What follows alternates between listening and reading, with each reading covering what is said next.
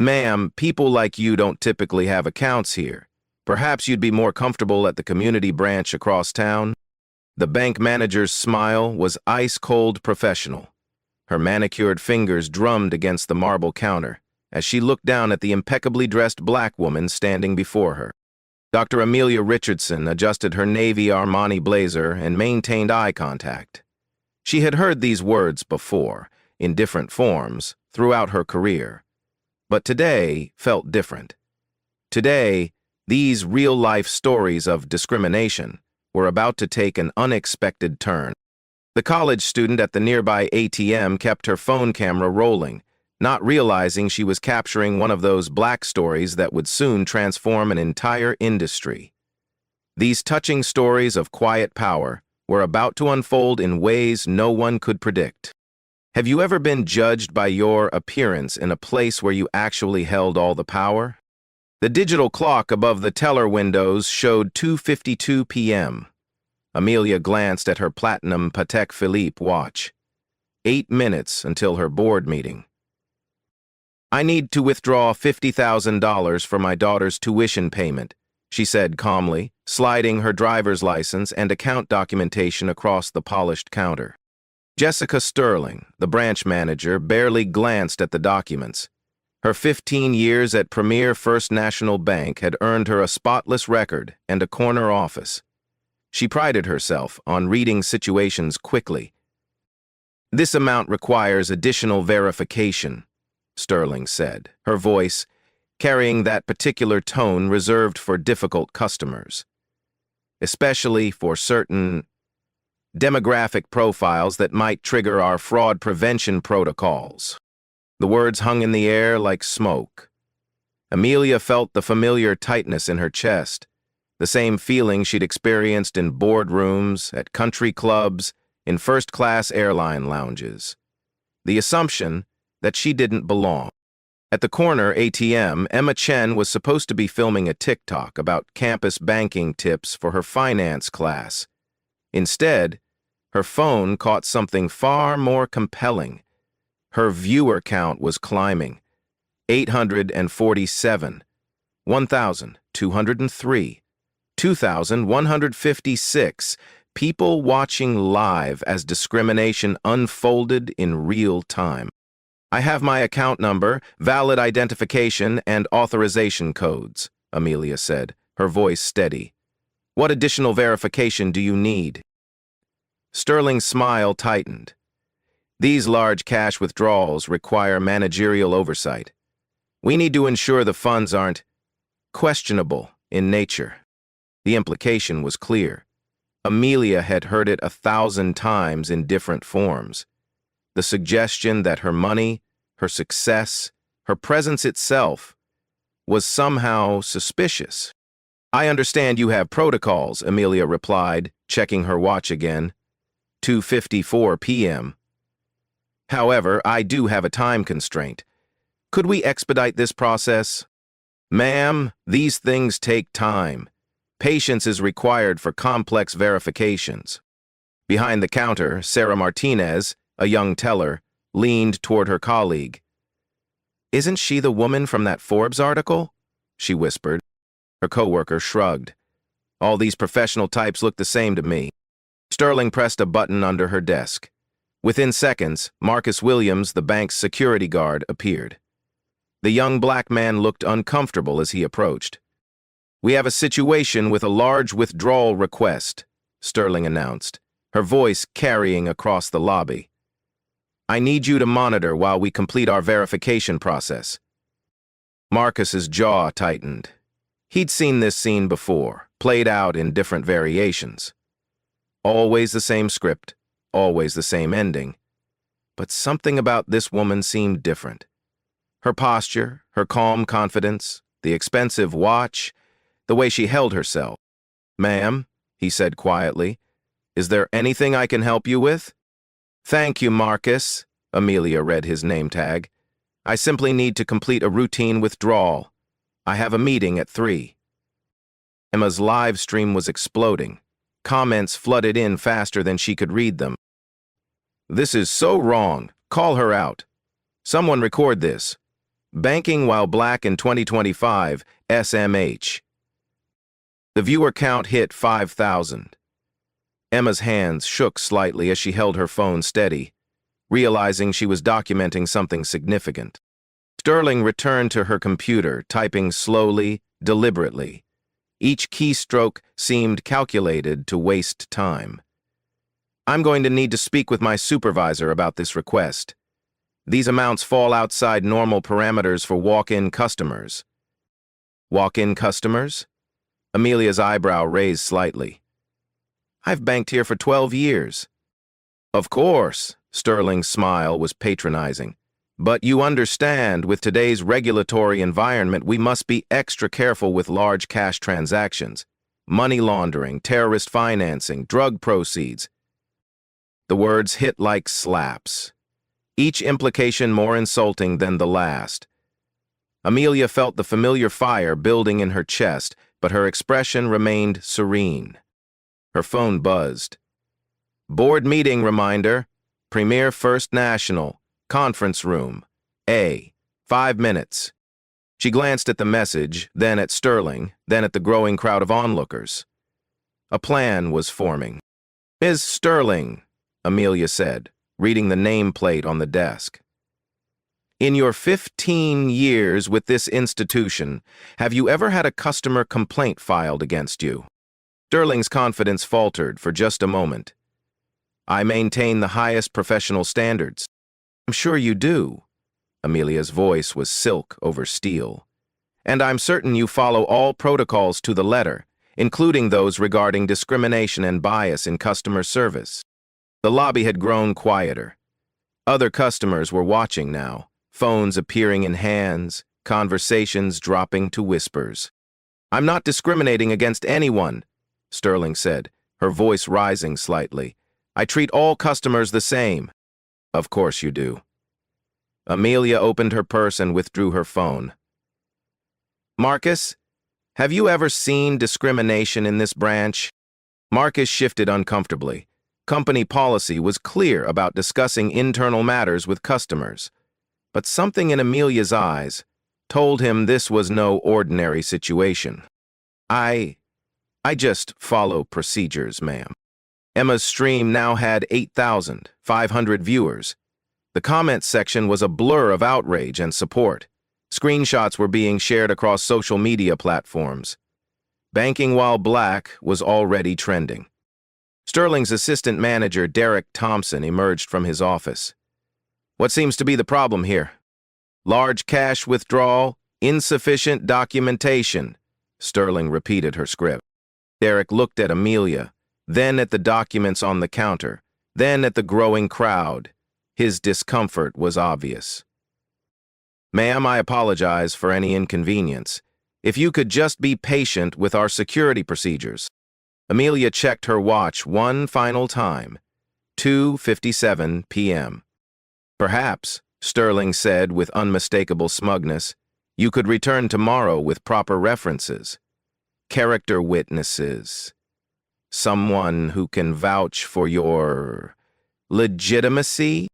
The insult was delivered with surgical precision. In that moment, Amelia made her decision. It was time to show them exactly who they were dealing with. The crowd around the banking counter had grown larger. What started as casual curiosity had transformed into something more charged. Customers pulled out phones, some pretending to check messages while actually recording the unfolding drama. Emma's live stream viewer count exploded past 12,000. The comments were coming so fast, they appeared as a blur of text across her screen. Someone call the news. This lady is handling this like a boss. Why is this still happening in 2025? Get their names and blast them online. At 2:58 p.m., Amelia stood perfectly still, her hands clasped in front of her. The marble floor beneath her feet had witnessed thousands of transactions. But nothing quite like this. Miss Sterling, she said, her voice carrying clearly across the lobby, I want to be absolutely certain I understand your position. You're refusing to process a legitimate withdrawal from my account because you question the source of my funds? Sterling's face flushed. The attention was making her defensive, and defensive people make mistakes. I'm not refusing anything. I'm following bank policy regarding suspicious transactions. Suspicious? Based on what criteria? Large cash amounts, unusual withdrawal patterns. Sterling's voice trailed off as she realized she was walking into a trap. What's unusual about my withdrawal pattern? Please be specific. Derek Thompson stepped closer, sensing danger. His 15 years in banking had taught him to recognize legal landmines. This conversation was becoming one. Ladies, perhaps we could continue this discussion in my office, privately. I prefer transparency, Amelia replied. Public institutions should operate with public accountability. Sarah Martinez whispered urgently to another teller. Check the executive directory. I swear I've seen her picture somewhere. But before anyone could act on that suggestion, Sterling doubled down on her mistake. Look, some people need to learn their place. This is a prestigious institution with standards to maintain. The words hung in the air like a toxic cloud. Even Derek winced. Marcus closed his eyes briefly, knowing exactly what Sterling had just done. Emma's phone nearly slipped from her hands. The comments section exploded. Did she just say what? Oh, hell no. This is about to go viral. Someone needs to check this manager. The live stream hit 15,000 viewers. Local news Twitter accounts were already picking up the story. Screenshots were being shared faster than Emma could process. Amelia's composure never wavered. If anything, she seemed to grow calmer as the situation escalated. My place, she repeated thoughtfully. And where exactly do you believe my place to be, Ms. Sterling? Sterling realized her mistake too late. The lobby had gone dead silent except for the soft hum of the air conditioning and the occasional ping of notification sounds from the growing audience of phone cameras. I didn't mean... That's not what Sterling stammered. Please, continue. I'm genuinely curious about your assessment of my place in this institution. Derek stepped forward quickly. He paused, suddenly realizing he didn't know the customer's name. Richardson, Amelia supplied helpfully. Dr. Richardson, I apologize profusely for any misunderstanding. Let's resolve this immediately. But Sterling, perhaps sensing her authority being undermined, pushed forward. Derek, I'm handling this situation. We can't just bend policies because someone makes a scene. A scene? Amelia's voice carried a note of genuine curiosity. Is requesting my own money from my own account considered making a scene? Marcus shifted his weight from foot to foot. He'd been a security guard for 3 years, had seen his share of difficult situations. But something about this felt different. Wrong. The customer wasn't aggressive or demanding. She was simply present. Powerfully, undeniably present. Amelia's phone buzzed again. She glanced at it briefly. The caller ID showed Patricia Hendricks, Chief Operating Officer. She declined the call, then declined another from James Morrison, Board Chair. Sterling noticed the calls, noticed the expensive phone, the way Amelia carried herself. For the first time, doubt crept into her expression. Who keeps calling you? Sterling asked, trying to regain control of the narrative. Colleagues wondering where I am. Amelia's smile was enigmatic. I mentioned I had a brief errand before our meeting. The lobby's atmosphere had shifted. What began as routine discrimination was transforming into something else entirely. The other customers sensed it. The staff sensed it. Even Sterling was beginning to sense it. Emma's viewer count approached 20,000. The story was spreading beyond her initial audience. Premier First National was beginning to trend. Screenshots of Sterling's face were being shared with increasingly angry commentary. Ma'am? Derek tried again. What can we do to resolve this quickly? Amelia checked her watch. 2:59 p.m. Actually, she said, reaching into her purse, I think it's time to clarify something. She withdrew her wallet, but instead of producing another form of identification, she pulled out a keycard, the kind used for executive elevator access. Marcus's eyes widened. He recognized that card type. Only the highest-level executives had them.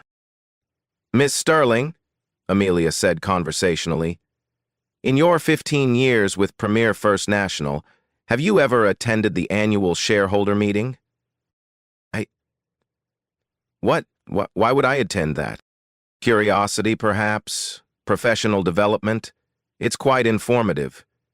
They always show the executive leadership photos. Sterling's confidence was evaporating. Something in Amelia's tone, in her questions, was setting off alarm bells. Sarah Martinez had stopped pretending to work.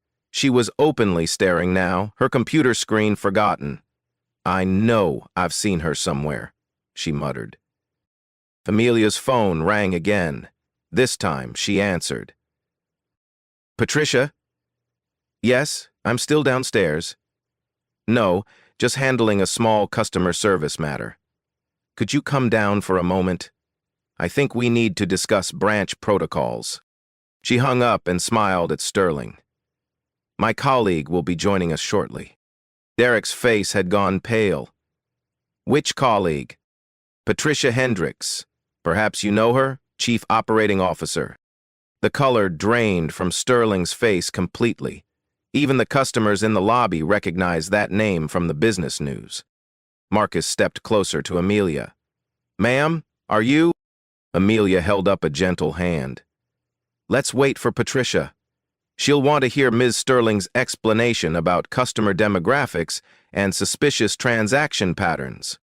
Sterling's mouth opened and closed soundlessly. Derek was frantically trying to process what was happening. Emma's live stream was approaching 25,000 viewers. The comments section was pure chaos. "Who is she who I think she is? Check the Premier First National website. Someone Google Dr. Richardson. This manager is done." The elevator at the far end of the lobby chimed softly. The doors opened.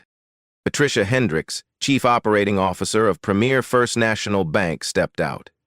She was a tall woman in her 50s, with silver hair and the bearing of someone accustomed to command. She looked around the lobby, taking in the crowd, the phones, the tension crackling in the air like electricity before a storm. Her eyes found Amelia immediately. "Dr. Richardson," she said, her voice carrying clearly across the marble expanse. "Is there a problem?" The lobby fell into complete silence. Even the air conditioning seemed to pause. Emma's phone captured every detail as 30,000 viewers held their collective breath. Sterling's face cycled through confusion, recognition, and dawning horror in the span of 3 seconds. "Patricia," Amelia said calmly, "I was just trying to make a routine withdrawal when Ms. Sterling here expressed some concerns about my account." Patricia Hendricks' expression hardened as she took in the scene. The crowd of customers with phones, the live stream comments visible on screens, the obvious tension radiating from her staff. "What kind of concerns?" Patricia asked, her voice carrying the authority of someone who'd spent 25 years climbing corporate hierarchies. Sterling opened and closed her mouth several times before finding her voice. There was a large withdrawal request. Standard protocols. $50,000, Amelia supplied helpfully. For my daughter's tuition. I have all the required documentation." Patricia's eyes swept over the papers on the counter, then fixed on Sterling with laser intensity. "And the problem was?"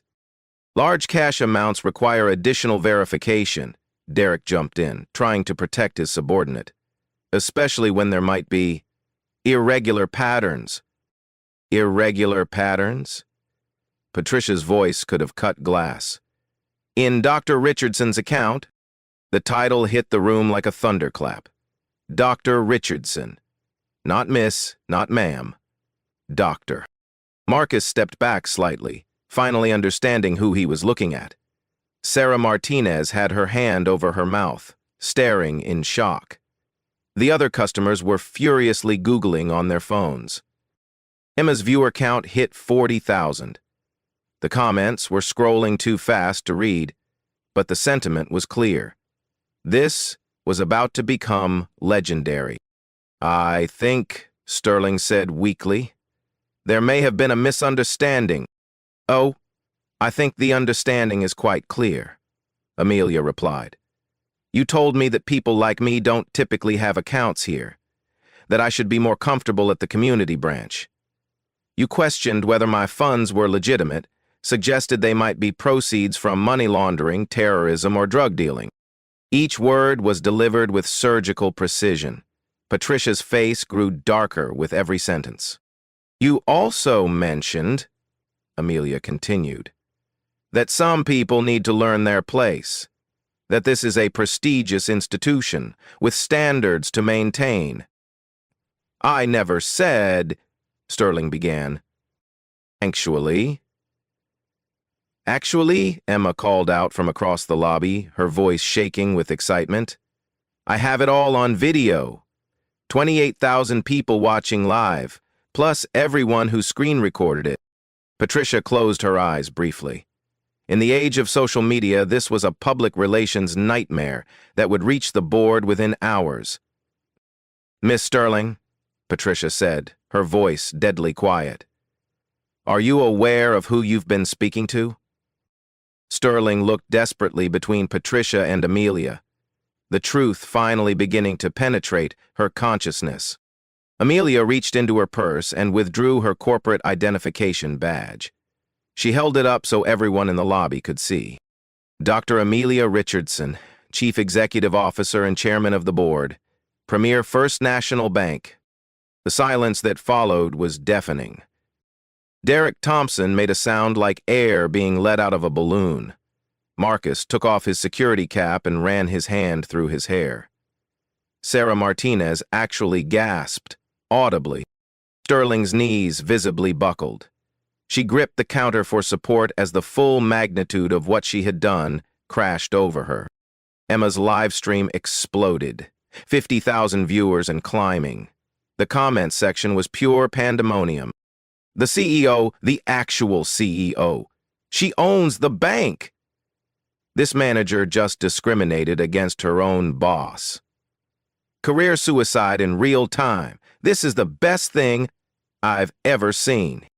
Screenshots were flooding Twitter, Instagram, TikTok. News outlets were already picking up the story. "CEO Dead Men Service" was trending nationwide. "Oh my God," Sterling whispered, the color completely gone from her face. "Oh my God, I didn't know." "You didn't know," Amelia repeated thoughtfully. "But you knew enough to make assumptions about my character, my legitimacy, my place in this institution. You knew enough to suggest I might be a criminal." Patricia stepped forward. "Dr. Richardson, I am profoundly sorry." "Patricia, this isn't your fault. This is a teachable moment." Amelia's voice remained calm, controlled.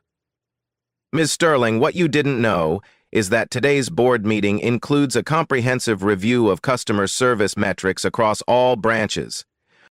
Sterling's face went from white to green. "We've been tracking complaint patterns, analyzing customer feedback, reviewing security footage.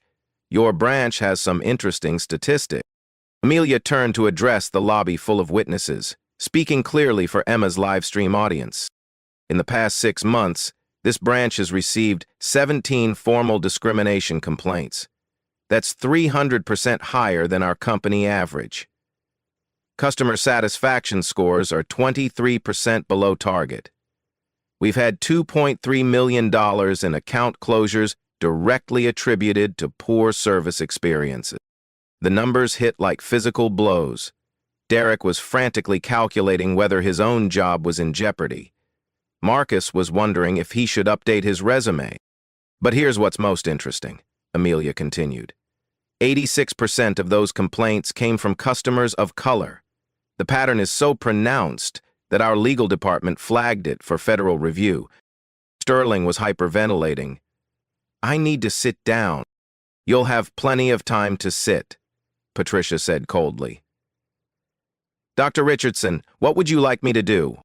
Amelia checked her watch. 3:02 p.m. The board meeting had officially started without her. First, let's complete my transaction. $50,000, as originally requested. Sarah Martinez practically flew to process the withdrawal. Her hands shook as she counted out the money, triple-checking every bill. Second, Amelia continued, I think we need to have an immediate discussion about branch management and customer service protocols. She turned to Emma, who was still live streaming to an audience that had grown to 65,000 viewers. Young lady, thank you for documenting this interaction. This is exactly why transparency in business practices is so important. Emma nodded enthusiastically, still in shock at what she had witnessed. Miss Sterling? Amelia's voice was gentle but firm. You have a choice to make. We can handle this privately, or we can let HR conduct a full investigation while this video continues to circulate online. Sterling looked around the lobby at the sea of phones, at the live stream still broadcasting her humiliation to tens of thousands of people, at her colleagues who couldn't meet her eyes. What are you offering? A conversation, upstairs, right now. Patricia nodded toward the elevators. Conference room A is ready. As the group began moving toward the elevators, Marcus approached Amelia hesitantly. Dr. Richardson, ma'am, I just want to say, I'm sorry. I should have spoken up. Amelia stopped and looked at the young man. Marcus, what did you see here today? I saw someone being treated unfairly because of how they looked. And what did you do about it? Marcus's shoulders sagged. Nothing. I followed orders. Next time? Marcus straightened. Next time, I'll remember that doing the right thing is more important than following bad orders. Amelia smiled. That's exactly what I was hoping you'd say. The elevator arrived. As the doors opened, Amelia turned back to the lobby full of witnesses. Ladies and gentlemen, thank you for your patience. This has been an educational experience for everyone involved. The doors closed, carrying the CEO, the COO, and the branch manager toward a conversation that would change everything. Emma finally stopped her live stream after 2 hours and 100,000 viewers. But the story was just beginning. Conference Room A occupied the northeast corner of the 47th floor, with floor-to-ceiling windows overlooking Manhattan's financial district. The polished mahogany table could seat 20 executives, but today only 4 people sat around its expansive surface. Amelia took her customary seat at the head of the table. Patricia sat to her right, a legal pad already filled with notes. Sterling sat across from them, looking small and vulnerable in the executive chair that seemed to dwarf her. Derek Thompson had been dismissed to handle the lobby situation and coordinate with media relations. Before we begin, Amelia said, opening her laptop, I want you to understand the scope of what happened downstairs. She turned the screen towards Sterling. The social media metrics were staggering. Emma's live stream reached 127,000 concurrent viewers at its peak. The video has been shared 45,000 times in the past hour. CEO Denied Service is trending in 12 countries. Our stock price has dropped 2.3% since the story broke. Sterling stared at the numbers in horror. I had no idea it would go viral, Patricia interjected. In 2025, everything goes viral. That's why we train our staff on customer service excellence and bias prevention. Amelia pulled up another document. Miss Sterling, according to HR records, you've completed our annual sensitivity training 4 times. You've signed our non-discrimination policy acknowledgement. You've attended 3 workshops on unconscious bias. Sterling nodded miserably. So help me understand, Amelia continued, how someone with your training and experience could make the decisions you made today. The question hung in the air. Sterling struggled to find an answer that wouldn't damn her further. I thought I mean, it seemed like... She started, then stopped. How could she explain 15 years of accumulated prejudice? How could she justify the assumptions that felt so natural they'd become automatic? Patricia consulted her notes. Let's review the specific language you used. Quote, "People like you don't typically have accounts here." What did you mean by people like you? Sterling's face flushed. I didn't mean anything racial. Then what did you mean? Space as silent. Amelia opened another file. Our security system records all transactions and interactions. We have audio and video of everything that happened. Would you like me to play it back? No, Sterling whispered. Please. No. Then let's discuss the business impact. Amelia's fingers moved across her keyboard, bringing up spreadsheets and charts. Your branch has the highest complaint rate in our system. 23% customer complaint rate versus an 8% company average. The numbers appeared on the room's large monitor. Charts and graphs painted a damning picture of systematic service failures. Customer retention in your branch, 67%. Company average, 89%. Revenue per customer, $4,200.00. Company average, $6,800.00. Customer lifetime value, $12,000.00. Each statistic landed like a physical blow. Sterling had known her numbers weren't great, but seeing them laid out like this was devastating. Now let's look at the demographic breakdown, Patricia said, taking over the presentation. Complaint patterns show a clear correlation with customer race and ethnicity. Minority customers are 340% more likely to report negative experiences at your branch. Sterling's career was disintegrating in real time, documented by data that couldn't be argued with or explained away. The legal exposure is significant, Patricia continued. 17 formal discrimination complaints in 6 months. Our legal department estimates potential liability at $3,200,000, 0 cents if these cases go to litigation. Amelia leaned forward. But here's what concerns me most. This isn't about one bad day or one poor decision. This is about a pattern of behavior that reflects systematic bias. She pulled up another document. Federal banking regulations are clear about discriminatory practices. The Equal Credit Opportunity Act, the Fair Housing Act, the Civil Rights Act, Section 1981. Violations can result in federal prosecution, not just civil liability. Sterling was visibly trembling now. What happens to me?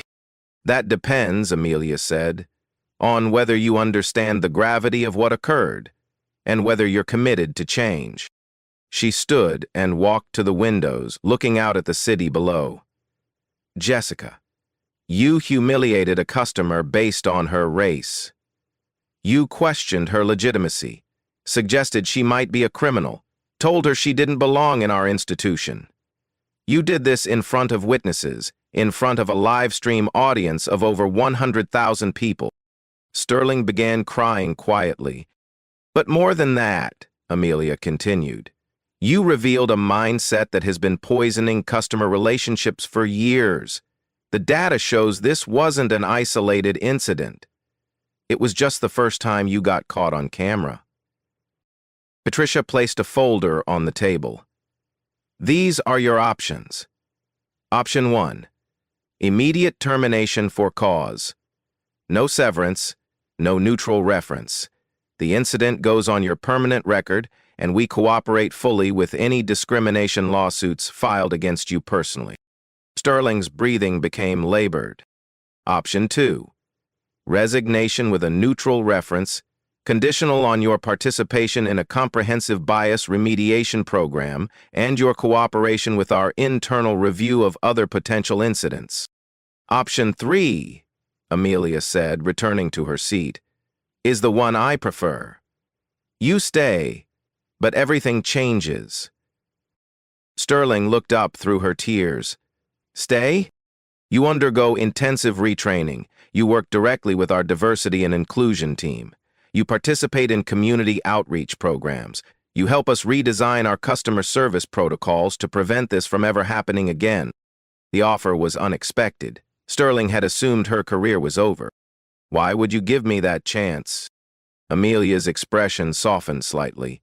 Because firing you doesn't solve the systematic problem. It just moves it somewhere else.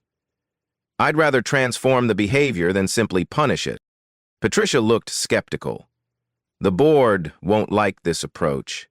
The public relations damage. The board will like the results, Amelia said firmly. We're going to turn this crisis into an opportunity for real change. She turned back to Sterling. But make no mistake, this is your last chance. One more complaint, one more incident, one more suggestion that any customer doesn't belong in our institution, and you're gone. Permanently. Sterling nodded frantically.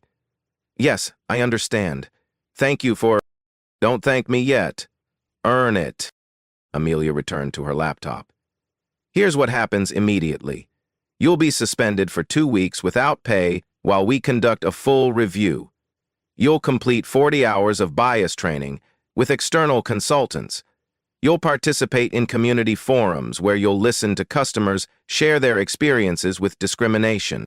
Patricia was taking notes rapidly. What about the media situation? We're going to own it, Amelia said. Full transparency. We'll acknowledge the problem, outline our response, and demonstrate our commitment to change. This becomes a case study in corporate accountability. She pulled up a new document. We're implementing the Richardson Protocol company-wide. Every customer interaction will be monitored for bias indicators. We're installing AI-powered analysis systems to flag problematic language patterns. We're creating a direct escalation path to executive leadership for discrimination complaints. Sterling listened in amazement as her humiliation was transformed into a catalyst for systematic reform. We're also establishing a $500,000 zero-cents fund for financial literacy programs in underserved communities. We're partnering with historically black colleges and universities for recruitment. We're requiring bias testing for all management positions. Patricia was already calculating the costs and logistics. The board meeting is about to get very interesting, Amelia finished. Jessica, do you accept these terms? Sterling didn't hesitate. Yes, absolutely yes. Then let's go save your career and transform this company. As they prepared to leave the conference room, Amelia's phone buzzed with a text from Emma. Dr. Richardson, thank you for handling this with such grace. You've inspired a generation of young women. The video now has 2 million views. Amelia smiled and showed the message to Patricia. 2 million people just watch corporate leadership in action. Let's make sure they see what real change looks like. The elevator doors opened to reveal a lobby full of reporters, cameras, and customers who had heard about the incident. It was time for the next phase of the transformation. Sterling took a deep breath. Her humiliation was about to become public, but so was her redemption. The real work was just beginning. 6 weeks later, Premier First National Bank looked different. Not just physically, though the new customer service signage was impossible to miss. The change ran deeper, into the very culture of the institution. Emma Chen sat in the same lobby where she'd accidentally captured history, but now she was there intentionally. Her finance professor had assigned the Premier First National case study, and she was documenting the transformation for her senior thesis. The Richardson Protocol had become industry standard. Every customer interaction was monitored by AI systems that flagged potentially discriminatory language. Dashboard displays in every branch showed real-time customer satisfaction scores, broken down by demographic categories. Marcus Williams, the former security guard, now wore a different uniform. His new title was Director of Customer Experience, and his job was to ensure every person entering the bank felt welcomed and valued. The training was intense, he told Emma during their interview. 40 hours of workshops on unconscious bias, cultural competency, customer psychology. But it changed how I see everything. Sarah Martinez had been promoted to branch manager after Derek Thompson's quiet resignation. She'd spent 3 weeks in specialized training, learning to recognize and interrupt bias patterns in real-time customer service situations. We have monthly community forums now, Sarah explained. Customers come in and share their experiences, both positive and negative. It keeps us accountable. The forum meetings were held in the same conference room where Jessica Sterling had faced her career-defining choice 6 weeks earlier. Sterling herself attended every session, listening to story after story of discrimination, microaggressions, and systemic bias in financial services. The hardest part, Sterling admitted to Emma, was realizing how many times I'd made people feel the way I made Dr. Richardson feel, how many customers I'd lost, how many relationships I'd damaged, how many people I'd made feel unwelcome in their own bank. The transformation hadn't been easy. Sterling's 2-week suspension had stretched into a month as she completed intensive bias remediation training. She'd read books, attended workshops, participated in role-playing exercises where she experienced discrimination from the other side. They made me spend a day trying to get service at businesses where I was the minority, she recalled. Car dealerships in predominantly black neighborhoods, community banks in Latino areas. I felt what it was like to be looked at with suspicion, to have my legitimacy questioned. The experience had been humiliating but transformative. For the first time, Sterling understood the weight of assumptions, the damage of bias, the power differential in every customer interaction. Dr. Amelia Richardson's office had become a destination for executives from other financial institutions seeking to understand the Premier model. The company's stock price had recovered and then soared, driven by improved customer satisfaction scores and positive media coverage of their transformation initiative. We've received over 3,000 applications for new accounts since the incident, Patricia Hendricks reported during their weekly leadership meeting. Customer retention is up 23%. Revenue per customer has increased 31%. Most importantly, discrimination complaints have dropped to 0 across all branches. The success wasn't just financial. Premier First National had become a case study in crisis management and cultural transformation. Harvard Business School was developing a curriculum around their approach. Other banks were implementing similar protocols. Emma's original TikTok video had been viewed 15 million times. She'd been interviewed by major news networks, invited to speak at business conferences, and offered internships at top financial firms. But she'd chosen to stay at Premier First National for her summer internship, working directly with the customer experience team. Dr. Richardson showed me what real leadership looks like, Emma explained to her documentary camera. She could have destroyed Jessica Sterling's career, could have made an example of her. Instead, she chose transformation over revenge. The community impact had been equally significant. The $500,000 0 cents financial literacy fund had expanded to $2 million 0 cents, supporting programs at 12 universities and 30 community centers. High school students from underserved areas were participating in banking internships.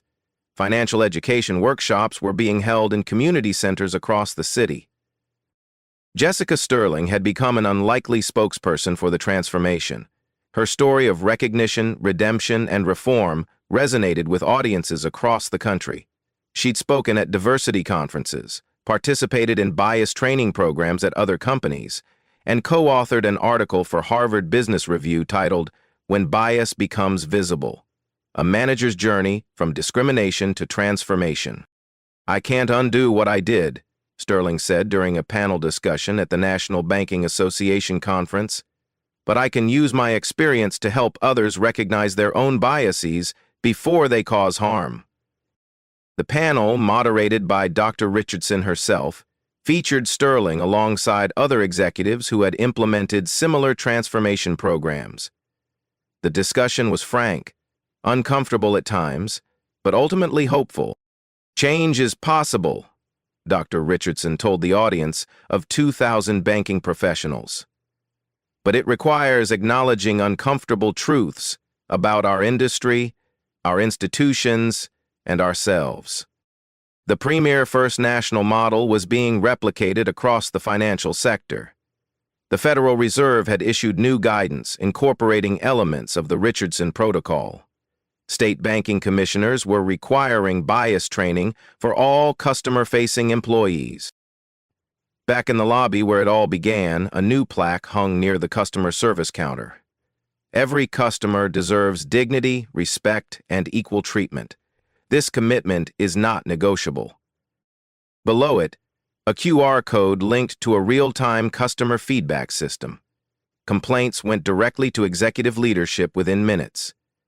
Customer satisfaction scores were displayed publicly on digital boards, updated hourly. Marcus Williams often stood near that plaque, remembering the day he'd chosen silence over action. "I learned that neutrality in the face of discrimination is complicity," he told new employee orientation groups. "Our job isn't just to provide banking services. It's to ensure every person who walks through that door feels valued and respected." The transformation had rippled outward beyond Premier First National. Other businesses in the building had implemented similar protocols. The local Chamber of Commerce had adopted bias training requirements for member organizations. Emma's video had sparked a broader conversation about discrimination in service industries. Dr. Richardson's daughter had used the tuition money to enroll in a business ethics program, inspired by her mother's handling of the crisis. "She showed me that true power isn't about punishment," the younger Richardson wrote in her college application essay. "It's about using privilege to create positive change." The company's annual shareholder meeting, 6 months after the incident, was standing room only. Dr. Richardson's presentation on cultural transformation and its business impact received a 5-minute standing ovation. "We didn't just change our policies," she told the shareholders. "We changed our purpose. We're not just a bank anymore. We're a catalyst for equity in financial services." The numbers supported her vision. Customer acquisition was up 67%. Employee satisfaction had reached all-time highs. The company had been recognized as Employer of the Year by 3 diversity organizations. But perhaps the most meaningful change was invisible to metrics and measurements. It lived in the interactions between staff and customers, in the assumptions that were no longer made, in the questions that were no longer asked. Jessica Sterling, reviewing her performance evaluation 6 months after the incident, had achieved scores she'd never reached in 15 years of banking. Her customer satisfaction rating was 97%. Her bias incident reports, 0. "I'm a different person than I was that day," she reflected. "Not because I was punished, but because I was challenged to grow." The branch's walls now displayed photos from community events, financial literacy graduations, and diversity celebrations. Where once there had been sterile corporate messaging, now there were faces, customers, employees, community members, representing the full spectrum of humanity the bank served. Emma Chen's senior thesis, titled "From Viral Discrimination to Systematic Reform, a Case Study in Corporate Transformation," would go on to win the university's award for social impact research. But more importantly, it documented a moment when accountability met opportunity, creating lasting change. 1 year later, Dr. Amelia Richardson stood before a packed auditorium at the International Conference on Business Ethics. The audience included CEOs, diversity officers, civil rights leaders, and students from around the world.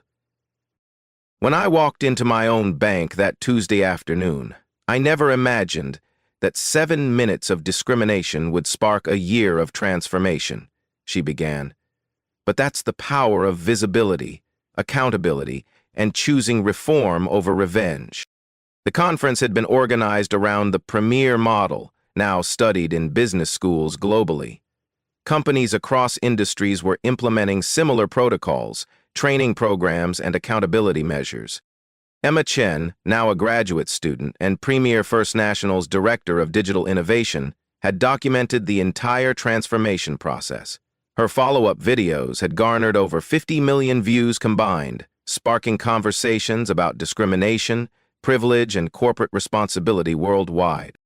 These real-life stories matter because they show us that change is possible, Emma said during her own presentation. When we make bias visible, when we hold institutions accountable, when we choose transformation over punishment, we can create lasting impact. The Premier First National story had become part of a larger movement. The hashtag Transformation, Not Termination had inspired similar approaches to addressing workplace bias. Companies were learning to see discrimination incidents not as public relations disasters to be minimized, but as opportunities for genuine cultural change.